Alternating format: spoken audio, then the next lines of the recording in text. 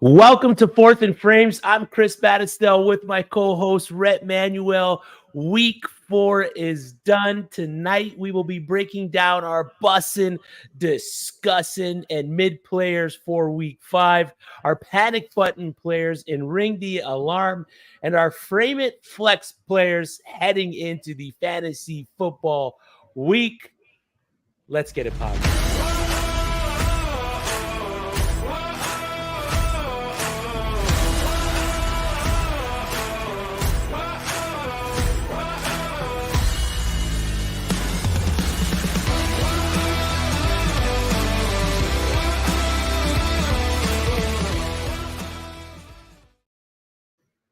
Welcome, everybody, to the show. We are without Drew today.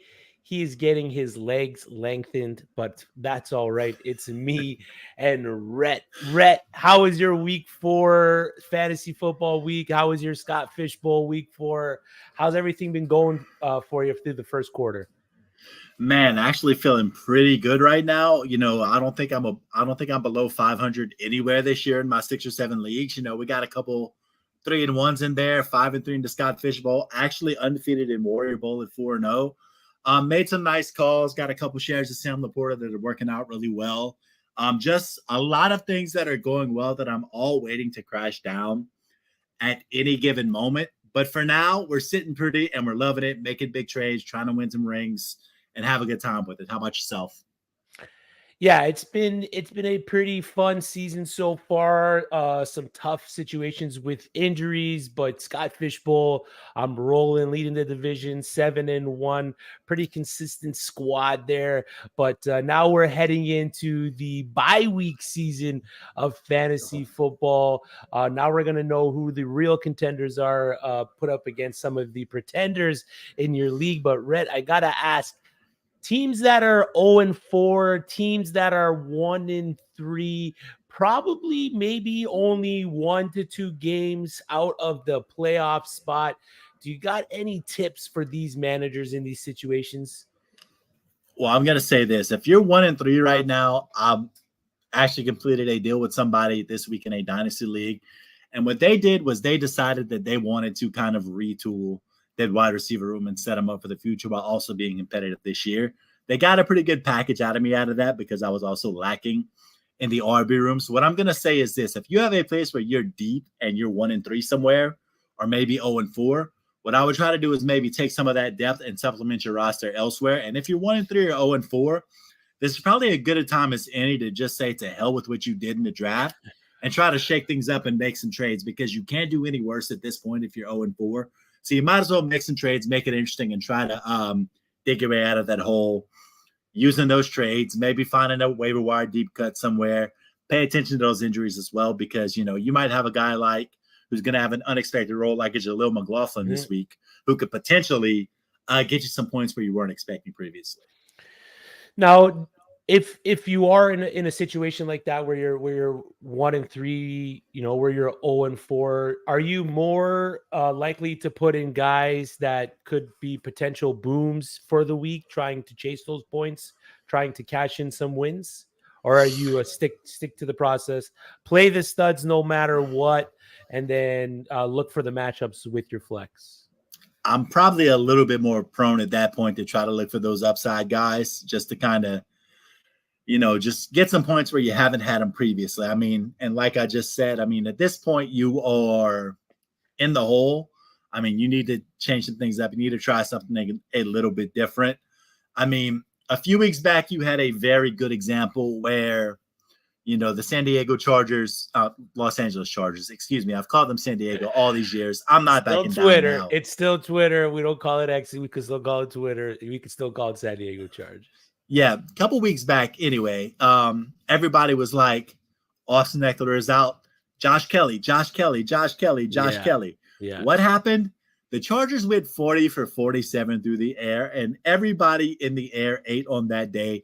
Even Donald Parham is getting touchdowns this year. So, this is one of those things where you can always feel like good process is going to take you a long way in this game, of course. But at the end of the day, you also have to remember that this game has a stupid amount of luck from time to time, and you could have the most process-based lineup in the world. Someone ridiculous. If you play in an IDP league, there's going to be a Khalil Mack 60-point week somewhere that's just going to throw off everything for you. So there's going to be those guys that pop up every week.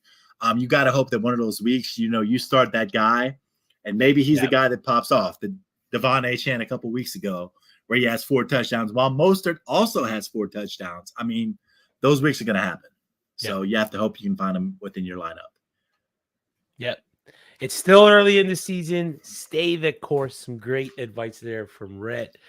What's up, Drew? We miss you too, brother. What's up, Jamie? Thanks for joining the show. Hello, Albert. Hello, Sam. And we got a question here. It's a full PPR league. They'll let you take this one, Rhett. What side of a trade do you like more? Alvin Kamara and Terry McLaurin, or Calvin Ridley and CeeDee Lamb?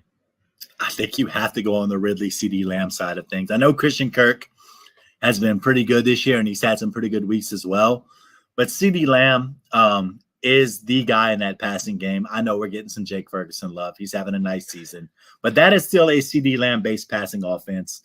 So I think you have to trust the process, even though Dak Prescott has not been great. Trevor Lawrence has not been great so far this season. I mean, these are two stud wide receivers that are going to get the majority of the targets within their teams by the end of the season. So you have to realize you're not playing a 1-week game.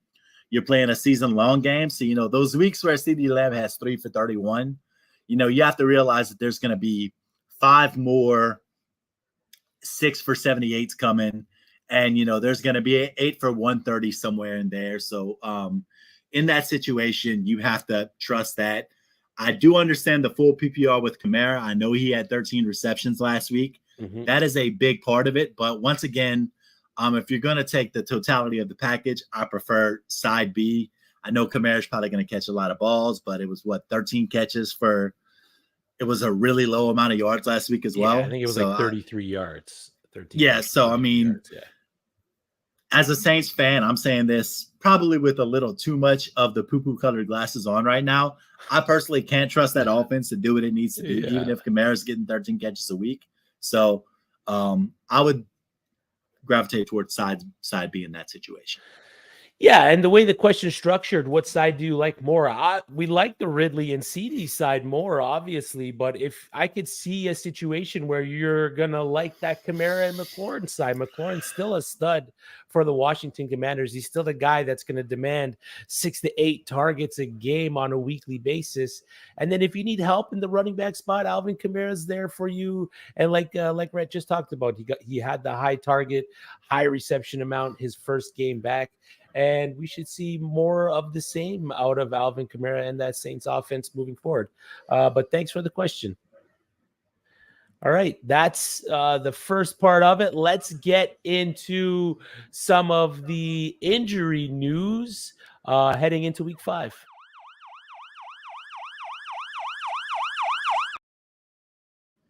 Is that new? Yeah, you like that? You like that little? That's big time. I like it. Let's go. Lots of injuries to talk about, especially heading into the bye week season of fantasy football. But at the top, Chase Claypool out with hurt feelings, told to stay home.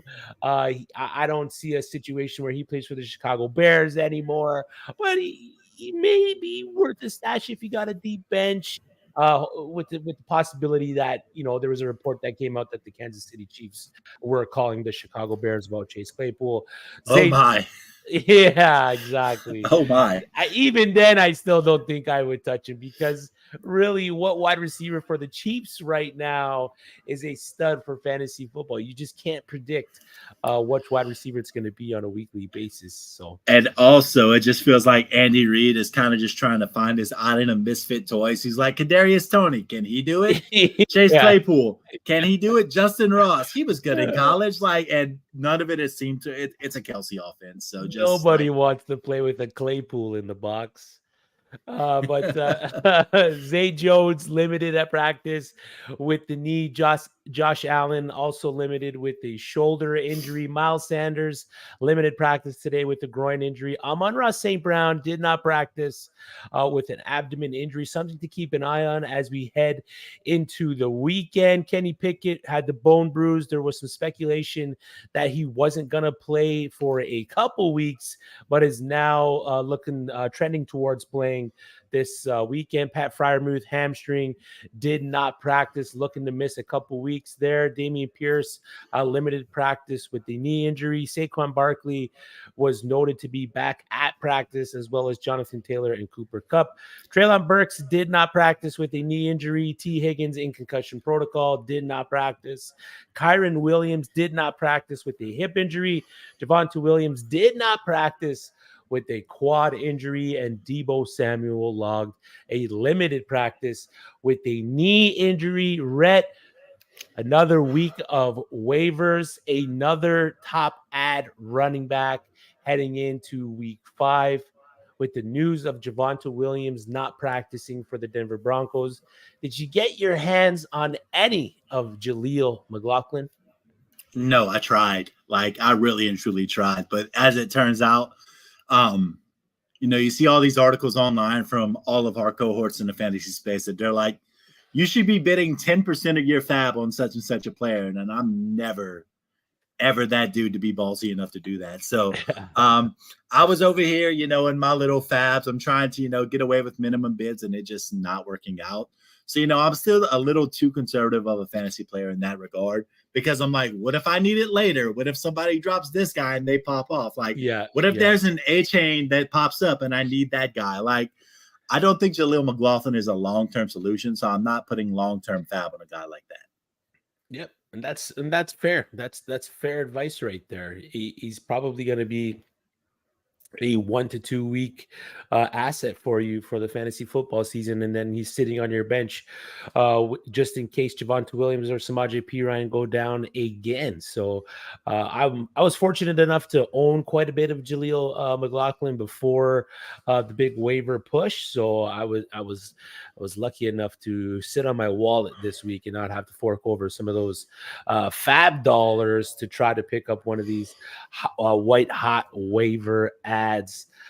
Those that are watching on Twitter or Facebook, if you want to drop a question in the chat for Rhett or myself to answer, we cannot see those questions on those platforms. So head over to YouTube, like the stream, subscribe to the channel, ring that notification bell to get notified whenever the Fantasy and Frames team drops new content, like and review the podcast. And most importantly, ask a question for the fantasy football season or something else. Maybe you got something else going on that you think we can help you with, and we'd be more than happy to answer. But Rhett, let's get into bussing, discussing, and mid. We're going to give you 3 players, 1 each in bussing, discussing, and mid. Our bussing player is a player that we are liking heading into the new week, a player that's outside of the top 20 wide receivers, the top 15 running backs, the top 8 tight ends, and the top 12 QBs. Our discussing player is a player that we don't like that is inside that framework. So inside the top, 30 wide receivers, inside the top 20 RBs, inside the top 12 tight ends, and inside the top 18 to 20 quarterbacks. So we're picking guys in that group that we don't think are going to have a good week for you heading into the week. And last, we got our mid players of the week, our favorite wide receiver 2, wide receiver 3, and so on play of the week. Pretty much guys that we think are safe floor plays. And we're getting into the most important part of the season, which is that, bye week season is here, and this some of these weeks are going to be what separates you from making the playoffs and not making the playoffs. So, Rhett, let's get into it. Give me your busting player for week 5. God, I'm going out on a limb here, but I'm trusting the matchup, and I'm trusting the fact that they're actually falling into a good matchup, despite their very not good offense they've had this year. I'm going to go ahead and go out on a limb and give me DeAndre Hopkins versus Indianapolis this week as a bust and play. The Fantasy Pros expert consensus ranking has him as wide receiver 27. I'm not necessarily thinking that he's justified that this year. I'm thinking that's more on reputation. But if we're looking at a place where he can have a true get right game, it is against this Indianapolis Colts defense, and I'll tell you why. This secondary has allowed a 68.7 completion percentage against the pass game this year. They've allowed 7 yards per attempt, which is seventh worst in the league. They've given up 1,055 total passing yards, which is fifth worst in the league. So there's been some yards to be had against this defense. And this is a bad secondary. And as we just discussed in the injury report, Traylon Burks is not practicing. So even if he does play, he will probably be a very limited participant in this offense this week. So you have to look at between that, the fact that Derrick Henry and Tyjae Spears have not necessarily been that great in the running game.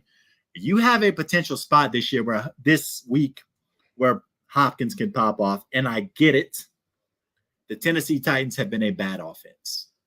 Yeah. They've been a bottom 5 pass offense in the league this year. They have a very, pardon the terminology, mid-completion percentage at 62.4% for the year. But between a bad passing offense and a bad passing defense, we have to think that something's got to give, right, Chris? Something's got to give. So something's got to give, and I'm here to tell you that per player profiler, DeAndre Hopkins' analytics in a couple categories have not been that bad. He has had a 31.6% target rate in that Titans offense. He has had 35.7% of their air yards in the air yard share this year. So it seems like all he needs to have a good week is decent quarterback play. And I get the Colts have had a pretty good pass rush this year. I think they have something like 14 sacks. But like we said, we have to put faith in the fact that DeAndre Hopkins is going to be the best player on the field against that secondary. I know Zaire Franklin is something different, but he's playing the middle linebacker, and he's responsible for Derrick Henry and stopping that. So if everything goes right, this should be that week where DeAndre Hopkins gets that good quarterback play. So put it on the board. DeAndre Hopkins is busting this week. And thoughts? I mean, I like it. A lot of great points there. It's got to come. We got to get one of those weeks where DeAndre Hopkins is the guy that we hoped for when we drafted him, the guy that the Tennessee Titans hoped for when they signed him. And he has every opportunity to do that against the Indianapolis Colts this week. And I'm looking forward to the divisional matchup. So I don't hate it. I like the DeAndre Hopkins bussin' pick, especially with the optics of Traylon Burks most likely being out of the game.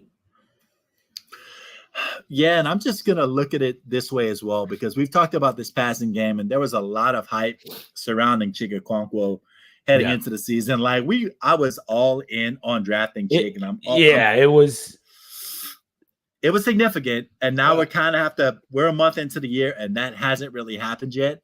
So, maybe he's the guy that pops off this week, but you have to trust the guy who has done it for years in the league, has several 1,000-yard seasons under his belt, has seen the high target share, has produced with the high target share. Yeah. So, we're going to roll with DeAndre this week. But what I want to know is this. You have a guy set up for your busting player this week that he is really playing really well for a team that seems to be surprising and punching well up their weight this year. So talk about him a little bit, man. Yeah, my bussin' player heading into week 5 is none other than running back James Conner of the Arizona Cardinals. He's on the field for 74% of the snaps. That puts him at that top 10 RB mark, that RB9. But I would like to see him get a little more usage with the fact that he's on the field so much. He's only got the 62 carries, which puts him at RB10. So I'm hoping that number can bump up a little bit. But he's got the most carries on the team. The next closest running back is Keontae Ingram with 11. So he is getting the lion's share of the opportunities there in Arizona. He's only got the 2 touchdowns on the year, but not many red zone attempts for the Cardinals as a whole, only averaging 2.5 red zone chances per game. So that number is bottom of the league. It's not very high. So not a lot of opportunities to score for James Conner when it comes to playing inside the red zone. But it's what he's doing with those limited opportunities that makes him a must play week in and week out. 318 yards, which makes him RB3, 5.1 yards per carry. RB3 in runs over 10 yards. RB2 in runs over 15 yards. So that breakaway aspect of his game is there. We know that he has the ability.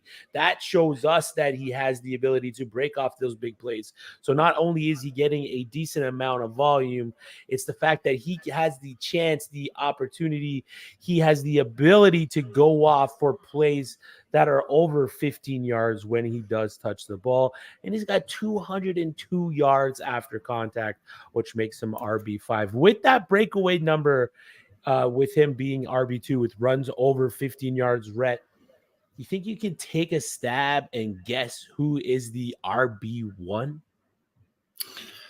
And breakaway runs for the season? Breakaway runs for the season over 15 yards. God, it's gonna be somebody ridiculous. Is it somebody like David Montgomery? It's Najee Harris. No, God. With 6. James Conner has 5. Najee Harris with 6 runs over 15 yards. The RB1 in the category. And I was talking to a Pittsburgh Steelers fan today, and we were talking about Najee Harris. Sorry to get off James Conner. We were just talking about how he's a running back that needs that 18 to 22 carries per game to be any kind of relevant. And once he gets that kind of share showing that he can do those breakaway runs, I mean, sky's the limit for Najee Harris. But back to James Conner. He gets the Cincinnati Bengals this week, who've given up the 14th most points on average to the position.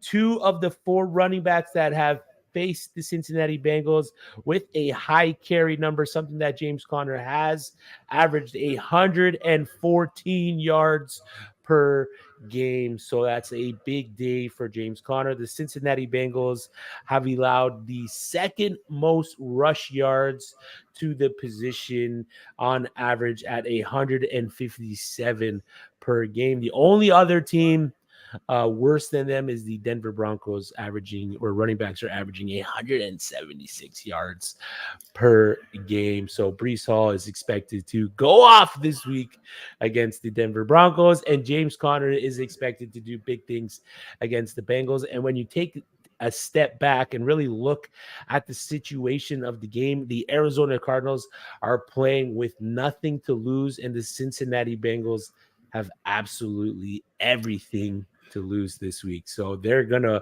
Cincinnati Bengals are going to want to be in the game the whole way. And if the Arizona Cardinals want a chance to either just slow them down or bring the game into the mud, they're going to want to do that with James Conner. Dude, James Conner has been so shockingly good this year. Like you just mentioned, the breakaway run stuff.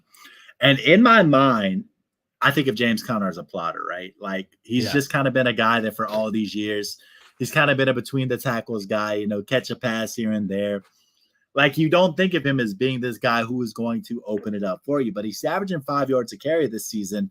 I mean, you have to give the devil his due in that situation. He's doing his thing. But you mentioned Najee, and I want to go back to it because Dave Kluge had a great tweet about it earlier today. He said, the way people talk about Najee Harris, shout out Dave, by the way, friend of the show, you probably never expect him to be 2nd in breakaway run rate, 13th in evading tackles, 14th in juke rate, and this is all while seeing a stack front at a higher rate than any other running back in the league. Yeah. So, let's give an honorary bussin to Najee Harris this week just because of the fact that apparently if everything falls right and this cannibalization between Jalen Warren and Najee Harris subsides, one of them is going to pop off and have a great season. I just don't think Pittsburgh has it in them to get away from the timeshare because they're both effective at what they both do. Yeah, agreed, man. I agree. I agree with all that. The opportunity for Najee Harris to be a elite contributor is there. It's just will the offense put him there? Will he get the opportunities to go there? And will you hold on to him long enough on your fantasy rosters that when he does get there, that he gets there for you? That's the problem. I mean, it's been so hit and miss with Najee Harris over the past year and a bit now that it's a struggle to start him every week, not knowing how consistent he's going to be. I told you to Jorge have faith in Najee on the. Yeah. He said it. He said it. He meant it, and he's going. He's going to bat for it, man. So good for you for calling it, Jorge, because I haven't been a Najee guy at all, like any of these past 2 seasons. So, I'm gonna give you props. You were right, Najee Harris. You were right, and I will take back any negative thing I've ever said. You don't got to do all that, Rhett. You don't got to do all that. Mea culpa, baby. The boss pays the checks. Yeah. Keep that same energy, brother. All right. Those are our busting players heading into week 5. My guy Rhett went with DeAndre Hopkins, and I went with the running back James Conner. 2 guys that we think are going to have stellar weeks. Now getting into our discussing players heading into week 5. Players that we think aren't gonna perform up to their projections. Guys that are in the top at their position that we don't necessarily think that are gonna produce. Rhett, give us your guy, brother.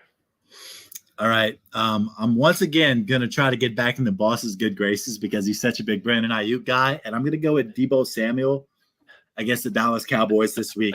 The ECR expert consensus rating on Deebo is that he is at wide receiver 15 this week, according to the experts that rank on Fantasy Pros, which, based off of the fact that he is limited in practice and was very limited last week and played through that injury last week, feels very high, especially when he's dealing with those multiple injuries. And when he played last week, the usage was not there dealing with these injuries. He was used more as a decoy.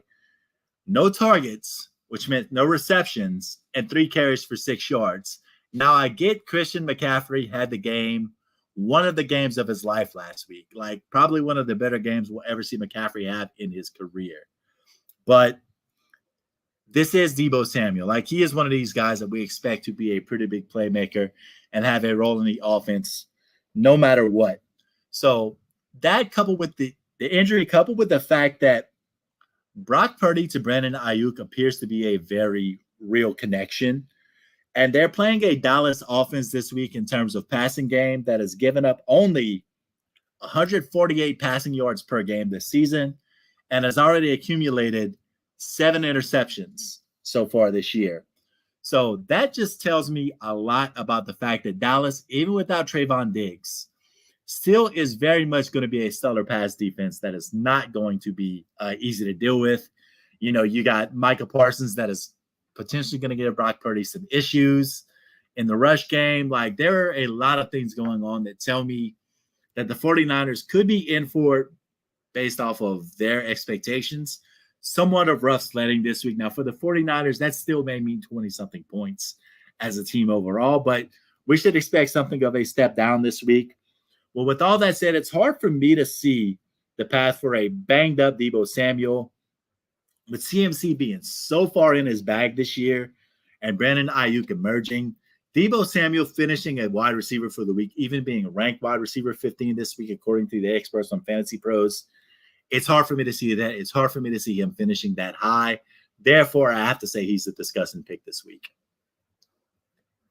Yeah, and that's all fair. The matchup is what scares me the most this week with Deebo Samuel with playing the Dallas Cowboys. So he's not a guy that I'm going to be looking forward to putting in my lineup. And with the statements that you just made, I might just have to swap him out of there this coming week. So yeah, discussing Deebo Samuel.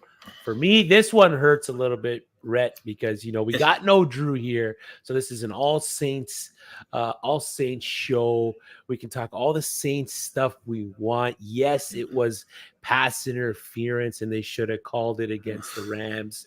We know that, you know what I mean. But Sean McVay is not that good looking. Todd Gurley is overrated. I'm yeah, coming for you tonight, Drew. Let's do let's it. go, Drew.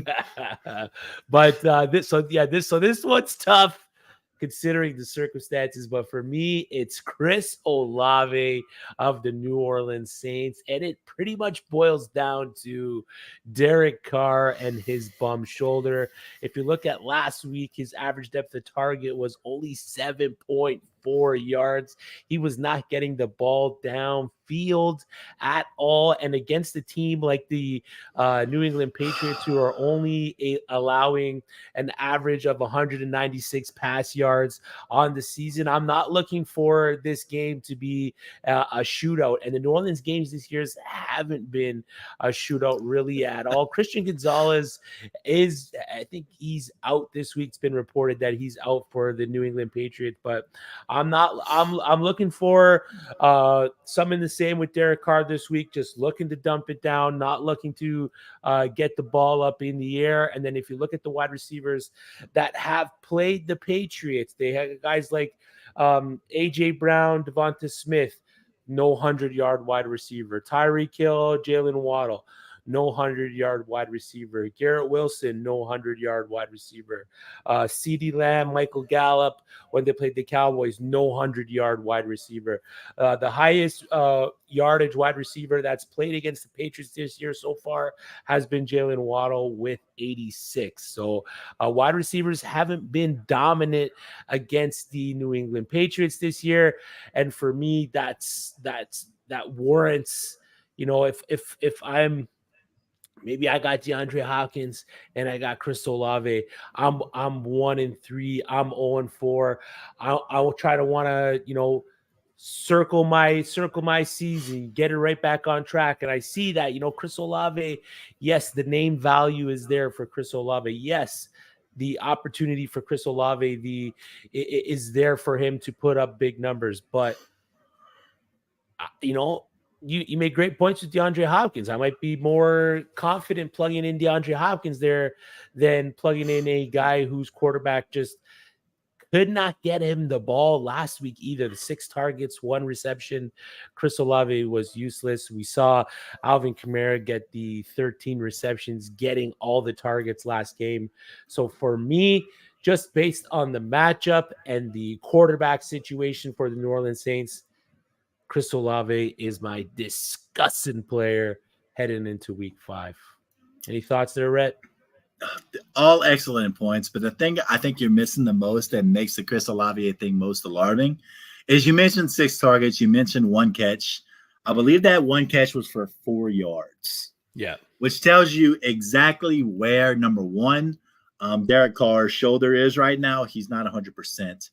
Number 2, if you've watched any semblance of New Orleans Saints football this year, that play calling has just – it's been a very dink and dime, not taking shots down the field sort of offense. So, a lot of the value we put into Chris Olave heading into the season was the fact that, you have this extensive route tree. You have this speed. He can play it short. He can go deep. There's some variety there in what he does. The problem this season with Chris Olave has been that the offense has lacked variety and imagination in ways trying to get him the ball. I mean, we saw it last week when Kamara returned. This looked like a Saints team that they've been doing it the same way for years, which is, okay, where's Alvin? Let's get him the ball, Kamara, no matter what. And yeah, 13 catches is great if you're in a PPR format. But number one, not everybody plays PPR. And number 2 is the fact that when you look at the efficiency of those 13 catches, it just was not there. That was just a dead Saints offense last week. So it really, I'm having a hard time wanting to start any Saints player with confidence right now, perhaps outside of Alvin Kamara. So yeah, I think it's a good call to make that avoid this week with a guy like Olave. Yeah, it's tough as it is. You spent the draft capital on a guy like Chris Olave. He's the kind of guy that, you're hoping for stud weeks, week in and week out, but he's just a guy that I at least this week, I don't see having a very good week against the Patriots. So our discussing players heading into week 5, Debo Samuel and Chris Olave. Now our mid players heading into the week, players that we think are safe floor plays, guys that, you can feel pretty comfortable putting into your lineups. So our mid players of the week, Rhett, fire away. I said all those nasty things to Drew, and this is my makeup to him right now because I'm going to talk about his boy, Khalil Herbert, versus the Washington Commanders. Yeah, Khalil Herbert, man, shout him out. He had a great week last week. And as a result, he enters this week at Fantasy Pros ECR as running back 26, facing a Commanders defense that has given up 4.5 yards per attempt and 122.5 rushing yards per game so far this season. So not a small amount. And you really have to feel like Khalil Herbert earned even more of the snap share than he had last week after carrying the ball 18 times for 103 yards and adding 4 receptions on top of that. I was digging through PFF earlier today, and Khalil Herbert played over 75% of Chicago snaps. That ended up being 56 snaps, but Roschon Johnson's big asset is in the passing game, right? Khalil Herbert also ran 26 routes last week among those 56 snaps. So he played more than Roschon in all phases of the game last week, and he did very well with it as well. So I find it very hard to believe that we're just going to have a Roschon Johnson bounce back week this week. For now, it feels like he's the guy. And after Chicago's offense had a get right week last week, you really have to feel like some of that attention is going to be taken off of him because you had a big week from Justin Fields. You had a big DJ Moore week. You had a big Cole Kmet week. So all of a sudden you have all these guys who we thought, well, maybe. Well, now you could say, well, maybe this might actually be a thing in terms of the Chicago Bears offense. Is it 100% there yet? No, we can't say that with any confidence. We're not sure of that at all. But one thing we can feel certain about is that this week against the Washington Commanders, Khalil Herbert feels like a really, really safe bet to at least maintain or perhaps exceed that snap share that he had last week. That RB3 status where he's at running back 26. You feel like he can easily hit that floor with the snap share and do some good things with it once again. So I'm going to call it mid with some upside this week in Khalil Herbert. I dig it. What up, fam? How y'all are? I mean, we're good. It's the Rougarou. It's the Rougarou. We're excited for week 5, quarter of the way through the season, which I cannot believe we're through already. Yeah, we're excited. Excited for the week. Mid player Khalil Herbert had a great week last week. Really came on the scene. Is Roschon cuttable, or is Roschon bench stash? Redraft or dynasty? Redraft. Okay, we normally talk redraft, so I'm going to say right now, stash him for a week or two more. Let's see how these weeks play out, because I think this week you're going to see a strong Herbert snap share regardless. Yeah. But if he doesn't have a great game, then you probably have to imagine that they're going to go a little bit more back to the balance the following week. The way it's worked in Chicago's offense this year is that the starter has always played those first 2 series. Then the second guy is coming with the third series, and then they've ridden a hot hand after that. Last week, it was Khalil Herbert. This week, Roschon Johnson may have that third series. You know, he has a good series. They might play him a little bit more. But based off of the matchup, I don't foresee that happening. But, you know, with the Bears, the way they've run this offense this season, you know, you have to at least take it into consideration that they've been consistent with the usage in the first 3 series. So you have to at least keep Roschon around for a little bit longer.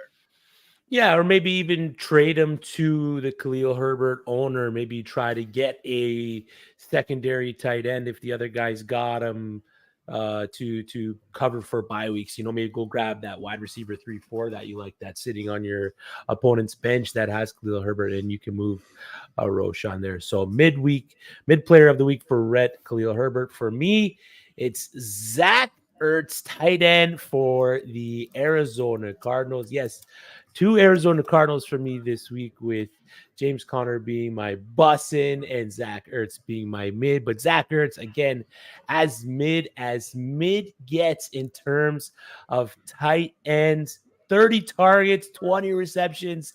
That makes him a tight end 5 when it comes a top 5 tight end when it comes to those categories.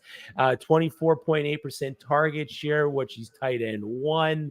Uh, 84 routes run in the slot, tight end 5. So he's involved in the passing game. 110 routes run, 2 deep targets, which is pretty good for tight end. So that's targets over 20 yards. 5 red zone targets. So he's involved heavily when the team wants to score. A team that isn't that involved in the red zone, I mentioned it earlier, they only average about 2.5 red zone opportunities per game.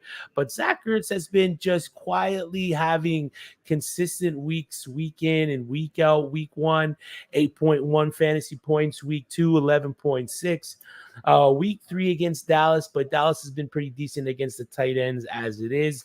Only the 2.6 fantasy points. But then last week against San Francisco, 11.3 fantasy points.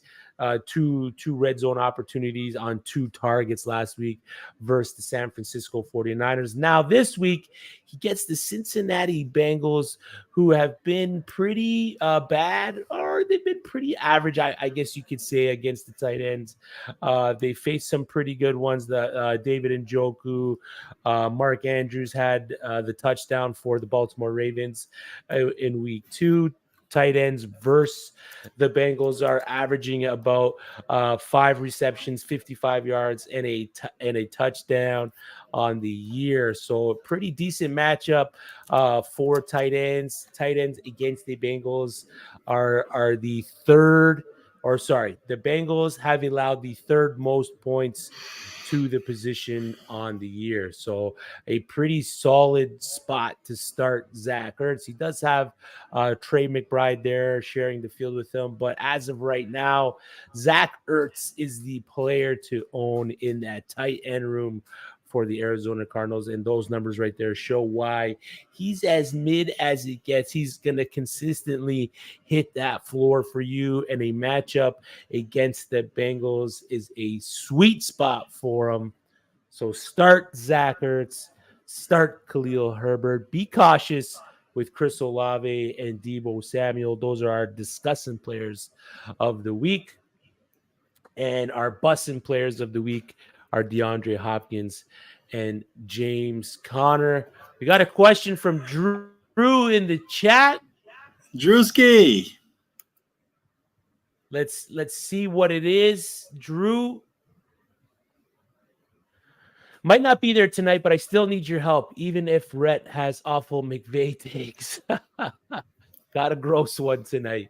Cam Akers or Antonio Gibson? Drew. What did you do to yourself to get yourself in that position? What did you do to yourself? I'll go ahead and take this, and I'll ask the question. I'll go ahead and answer it for you. Cam Akers played his first snaps for the Minnesota Vikings last week and had 5 carries for 40 yards. So for me, I'm seeing a guy that all of a sudden may have a little shot of life into him. Antonio Gibson last week. Do you have his stats pulled up, Chris? Antonio Gibson last week. Let me see if I can pull him up here. I know he had, I'm not sure if it was last week or the week before, where he had a decent output for the Commanders. I know he was involved. There was a couple weeks there where he wasn't involved in all. Last week versus the Eagles, 6 carries, 26 total yards, 1 target, 1 reception. So that wasn't the week where he had a decent week. It was not last week. So I'm going to say, Drew, like we said, we're going to give you a hug through the podcast airwaves right now. I feel bad for you. But I'm going to say go ahead, based off of the fact that Alexander Madison, despite the last couple weeks where he's been pretty solid statistically, hasn't proven himself to be the guy over a long stretch. Go ahead and roll Cam Akers this week, because if it's him or Antonio Gibson, Akers definitely feels like he has more upside. Yeah. 7.1 fantasy points last week for Akers, 29% snap share, 5 carries, 1 in the red zone, 2 targets, 2 receptions, 51 total yards. So I think he's already outscored Antonio Gibson with his short time in Minnesota. But that is a sticky situation that you've got yourself in there, Drew. We miss you, brother. We hope everything is okay. We can't wait to chop it up with you next week as we head into week 6. Drew also says, I was thinking Akers as well. You redeemed yourself of your McVay takes already once you talked up Khalil Herbert, but now you're fully forgiven. So let's get into the Jelani Woods talk. But there it Big is. Jelani Woods guys around here. Yeah. Yeah, now that Drew's not here, we can fully trash Jelani Woods and get you back into his doghouse. No, we're good. We're good. That's bussin', discussing, and mid for Fourth and Frames week heading into week 5. Our bussin' players, Rhett picked DeAndre Hopkins. I went with James Conner. Our discussing players, Rhett went with Deebo Samuel. I went with Chris Olave. And our mid players for the week, Rhett went with Khalil Herbert, and I went with tight end Zach Ertz. For anyone watching on Twitter or Facebook, we cannot see your questions. So head over to YouTube, drop a question or comment in the chat, and we will answer them live on the air. Also, go follow Rhett at R Manual Sports on the X Machine, and he will help you with your starts and sits heading into the week and any other fantasy football related questions that you have. He's a good follow too, right? You're a good follow, man. A lot of good stuff coming out of your X profile there, brother. Should be doing it a little bit more, but you know what? When I do have a good nugget, I try to drop it. Like last week, I just felt the need to finally feel fully compelled to take my Nico Collins victory lap because dang it, I earned it. Yeah, that's it. So your Twitter is quality over quantity, which is not a bad thing there, Rhett. But let's play Ring the Alarm. We're going to give you a few players that we're either going to ring the alarm or cancel the alert on. Some big names that if we're ringing the alarm on the player, we're pretty much nervous, full panic mode. Throw up the smoke screen, draw the SOS in the sand, get us off this ride. And if we're canceling the alert, we're at least holding on to the player for one more week. Rhett, this player, a lot of hype coming into the season. A top rookie pick in dynasty leagues, a high valued running back, 39 carries, 179 yards on the season, 14 receptions, 70 receiving yards. No touchdowns yet, I don't think. RB33 in points per game with 8 points per game. RB28 in total fantasy points with 31.9. But are we ringing the alarm or canceling the alert on running back Jahmyr Gibbs? Oh, you came out the gate swinging tonight because this is a tough one, but I'm going to tell us for now to cancel the alert. And here's why. You gave us the raw numbers. I'm going to go ahead and give you the facts as they stand for the season. And this is all coming from playerprofiler.com. A 43.8% snap share. So he hasn't not been on the field that much. He's had a fairly significant snap share. He is number 7 among running backs in targets with 18 on the season, like you talked about. Actually has 6 red zone touches as well so far this season. Those 14 receptions are top 10 among running backs. And here's an interesting one that we have is that Player Profiler, and I'm not sure what goes into this metric, but their expected fantasy points versus the actual fantasy points expected should have been around 15 points per game, which lets me know, hey, maybe he's leaving some opportunities on the table.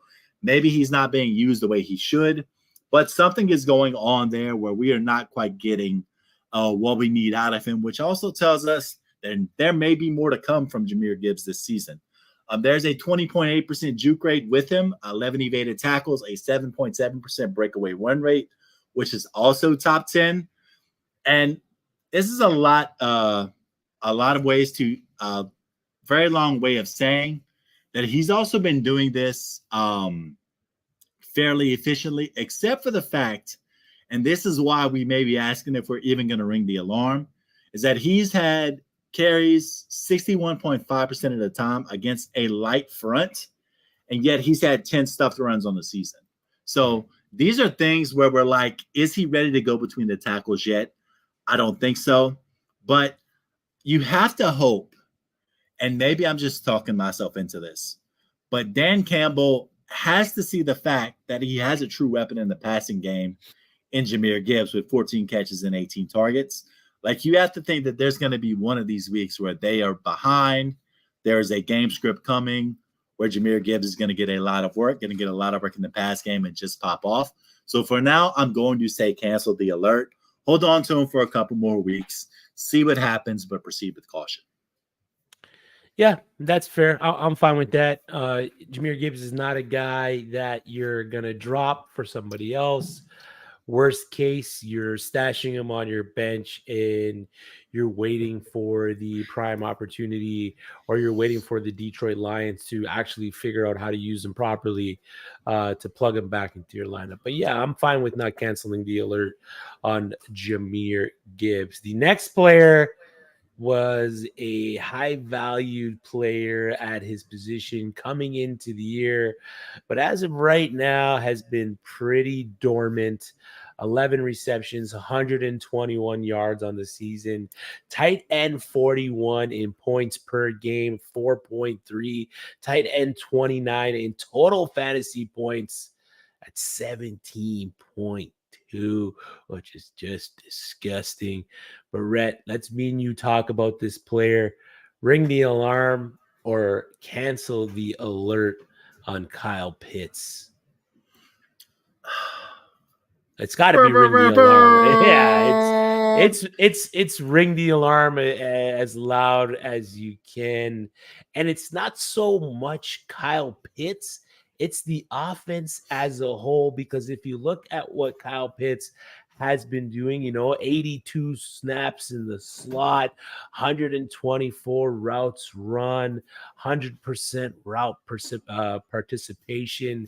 It's those things that shows that Kyle Pitts, is good at what he does if they can get him the ball. According to Player Profiler, he's only got a 52.4% catchable target rate, where amongst tight ends, he's tight end 37. 37. That's not a good spot to be when you are considered a unicorn at the position. Air yards 250, tight end 1, receptions 11 on the 21 targets. Targets is not bad. The 21 targets not too bad. It puts him at tight end 11, but the receptions, it's small. It's 11 receptions, but that's not because of Kyle Pitts. That's because of the guy, again, who's throwing him the ball. 2 red zone targets, tight end 19. Not going to cut it for a guy that you spent a high amount of draft capital on to take you somewhere that you wanted to be before the season started. So ring the alarm on Kyle Pitts. Yeah, you're ringing the alarm on Kyle Pitts. You're ringing the alarm on every Atlanta Falcons offensive player outside of Bijan Robinson, because the Atlanta Falcons offense has been just that. They haven't been offensive. They've been offensive. Or I think I mixed that up there. They've been offensive, but not offensive. Let's just say that the Atlanta Falcons offense has been terrible outside of Bijan Robinson. So Yeah. definitely ring the alert on Kyle Pitts. Again, just like Jahmyr Gibbs, you're not cutting him. You're going to stash him with the hopes that maybe they bring in Taylor Heineke and he can move that ball, or he can at least hit his targets in the hands. So ring the alarm with Kyle Pitts for me.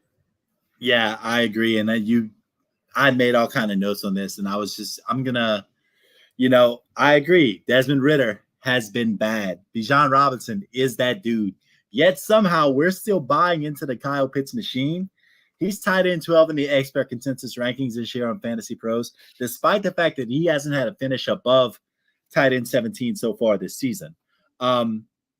I'm a data guy. I like following these data. I like the numbers. At some point, we have to take the numbers at their face value. And with Kyle Pitts with Desmond Ridder at quarterback, that time has to be now. And I was hoping to be able to talk because I wrote down this line. As of now, Atlanta, your pit stinks. You're welcome.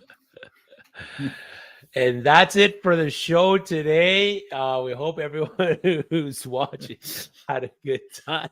We're gonna close it with that. But yeah, you're right, man. It hasn't been good. Ring the alarm on Kyle Pitts. The last guy we're going to talk about in this Ring the Alarm segment, Rhett, is another wide receiver who was touted pretty highly coming into the season, but has done pretty much absolutely nothing. Nothing would be, I guess, I mean, other than this past week, would be the best way to describe it. 14 receptions, 110 yards, 1 touchdown, wide receiver 67 in fantasy points per game with 6 points, wide receiver 62 in total fantasy points with 24. Rhett, are we ringing the alarm or canceling the alert on wide receiver Jahan Dotson? Ring the alarm, ring it loudly, ring it proudly, because we're going to just break some hearts right now. Jahan Dotson has had a 100% raw participation this year for the Washington Commanders. He has run 149 routes.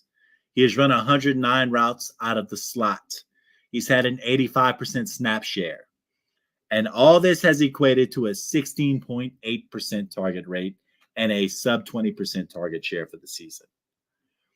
He is top 70 in air yards and air yard share. He's had 1 deep target for the season. Top He's had 70 is good. It's not great. Not great, Bob. It is a 60% catchable target rate, which is number 91 in the league. This is all equated to, outside of this 1 touchdown, it has been a complete tire fire for Jahan Dotson this year. I'm going to go ahead and say it. Coming into the season, there was some optimism about Sam Howell. That has yet to come to fruition. Maybe it does. But until it does, you have to ring that alarm on Jahan Dotson. And, you know, it's tough to have faith in that sort of profile right now. No Sam Howell slander here, Rhett. No Sam Howell slander will be tolerated at all. 3 out of the 4 weeks, he's finished as either a QB1 or a, fringe QB1. So no, maybe as a fantasy quarterback, maybe as an NFL quarterback, he sucks. All right, maybe he does. But as a fantasy quarterback, he's decent. He's decent. I like Sammy.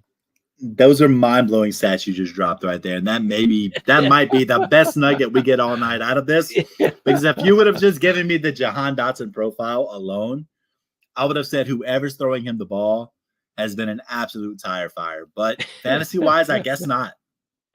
Yeah, left hand up, baby. Left hand up. Let's go. Left hand up.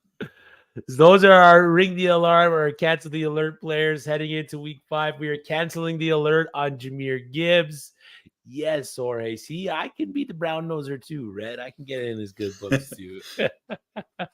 We are ringing the alarm on Kyle Pitts and ringing the alarm on Jahan Dotson.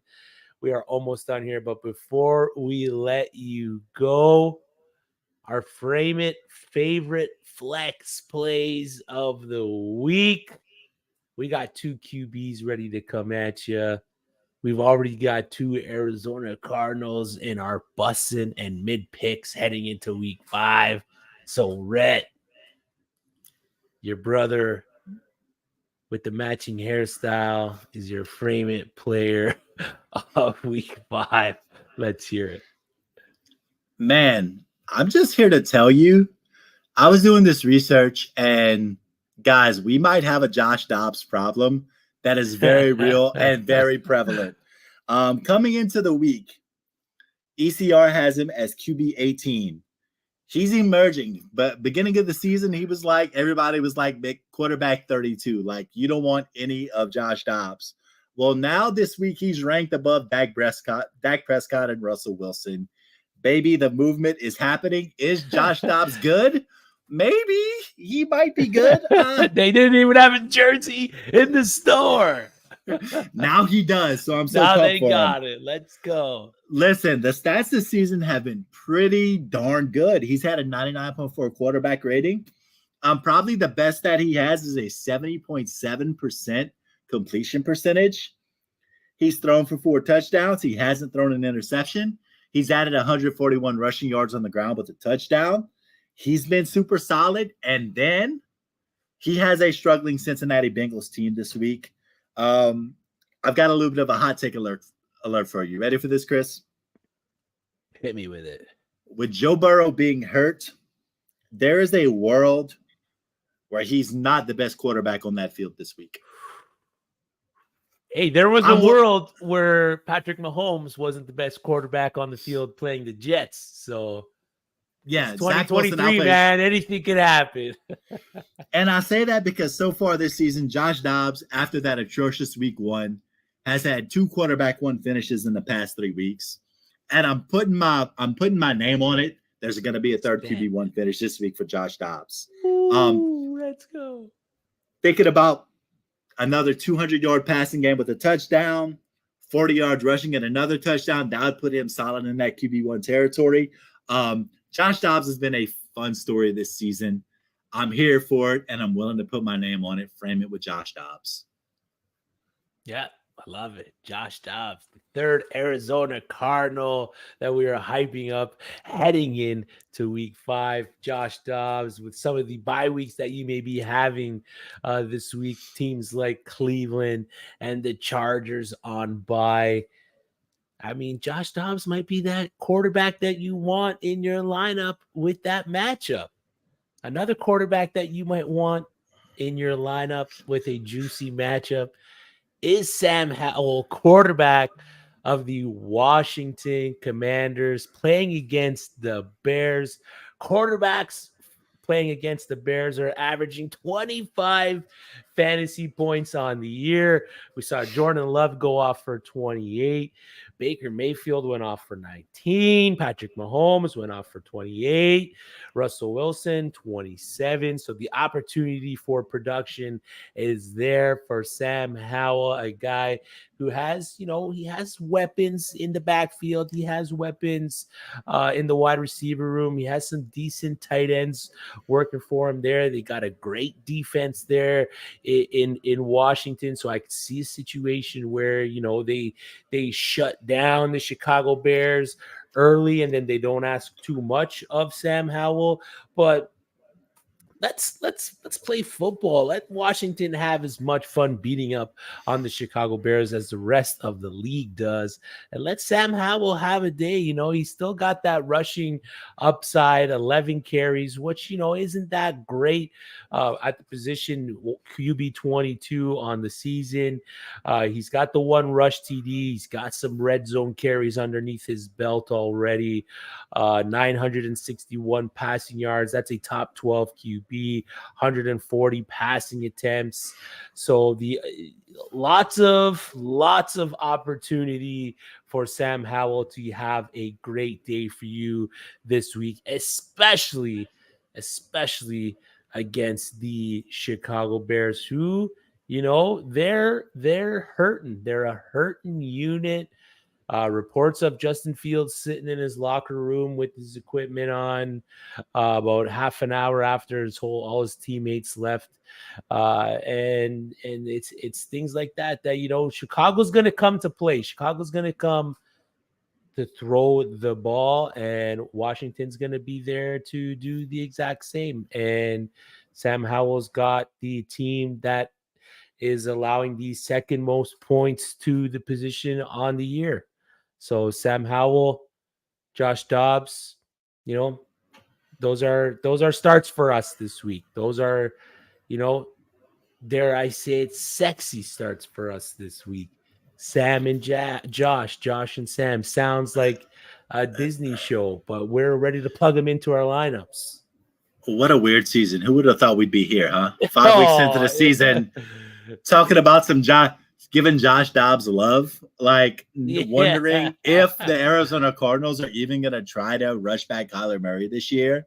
It's like if this keeps up, they don't have a reason to, you know. So I mean, just let you know just how unpredictable fantasy football is on a yearly basis. That we can just at this point be praising a guy who didn't even have a jersey on his team shop until a week or two ago, and a guy who was a 6th-round pick last year, 5th-round, 6th-round, Sam Howell. Yep. Regardless, he's starting this year and he's getting QB1 love as well. So, Yep. fantasy football is a weird and wild ride, man. We have fun with it. Yeah, it really is. When you really start diving into the numbers and the situations and the schemes and the patterns against opposing defenses and the wide receivers and cornerback matchups, all the stuff that we do so you don't have to, so we can set you up to win championships. That's the show, Rhett. Another hour that felt like 10 minutes. I appreciate every week being able to chop it up with you, brother. Dude, it's always so fun. When you and Drew are here every week, it's always a great time. I mean, it's a love fest around here. We praise each other on a weekly basis, but we really need to be praising our listeners and the people who watch us on a weekly basis. Without y'all, we wouldn't have a show. So thank you for all you do. Thank you for supporting us. Continue showing the love. You know, all the people at Fantasy and Frames are doing tremendous work. Go check out all their content too, whether it's 365, Shoot the Gap, all the stuff on the website, the weekly rankings. Like, people are busting their behinds for this product on a weekly basis. So show them some love. Yep. Yes, sir. I second that. The waiver wire show, the mailbag show, the waiver wire articles, the start and sit articles, of just the availability of everyone on the team is second to none. I mean, you can reach out to anybody on the Fantasy and Frame team, and we'll be more than happy to help you out. But that's it for us, Rhett. You can find Rhett at R Manual Sports on Twitter. You can find me at FF Chris B. Don't forget that there is another morning game this coming Sunday with the Jaguars and the Bills, so be prepared for that. I mean, did you watch the Toy Story feed? Listen, I saw a lot of it on TikTok. I tried to tune in for it for a little bit, and like, I understand the accuracy, but there was a lot of herky jerkiness in there that just made me not want to tune in for very long. I will say this: the Nickelodeon broadcast last year with Slime and JoJo Siwa, much superior, but I digress. I don't know who that is, but I dig it. But that's it for us. We hope you enjoyed this show, and we'll see you guys next week. Make sure you tune in Sunday from 9 till 12 for the Fantasy and Frames morning show, where everyone that's there. I mean, you were there this past Sunday. I hopped in for a bit. There's a big team there. Jorge, Kyle, Preston, Chris Burns, Gator, Drew hops in, Stacy's there. The whole team gets involved to help you guys with your lineup decisions heading into the week. So that's it for us. Hope to see you next week. Toodles.